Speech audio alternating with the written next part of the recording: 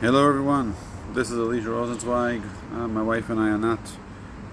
We wanted to make a few videos to help parents during this difficult time in Israel, specifically how to handle their kids.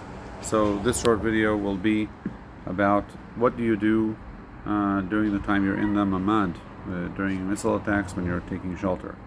I'll say also here, I mention this in every video, we have 4 kids. Some of which suffer from depression and anxiety, others are on the autistic spectrum.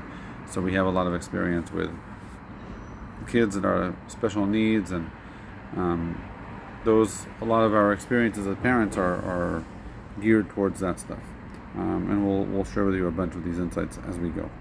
So, in the mamad, what do you do? Mamads are, mainly huge.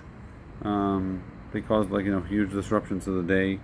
To your sleep, right, depending where you are, and they can come any time and be very stressful. So what I suggest that you do, what my wife and I have found helps, is to create routines and ceremonies surrounding the mamad. So for example, what we do is we go to the mamad, and where we live we have 90 seconds to do that, so we make sure to bring our dog with us, and we get in.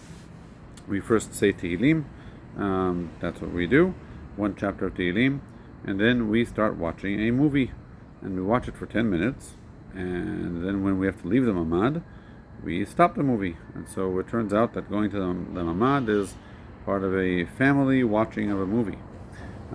Suggest you download the movie in advance if you can, so that you don't have disruptions because of bandwidth, etc. Try to make sure that these ceremonies are foolproof.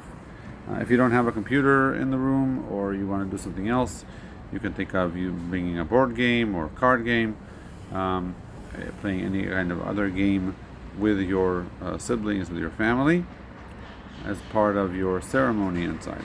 And you do this without fail. That way the mamad becomes just part of something we do as a family. Finally, you can also give it a fun name. Put stickers on whenever you go in, and give prizes to people that came in the first, and stuff like that. Anything that makes this an activity that is not just about running to keep yourself safe, but also other things. And if you do it regularly, then that becomes part of what the experience feels like. It's no longer just something scary. So that's our suggestion, and hope it helps. And good luck, stay safe. I'm Israel Chai, and we'll see you in the next video.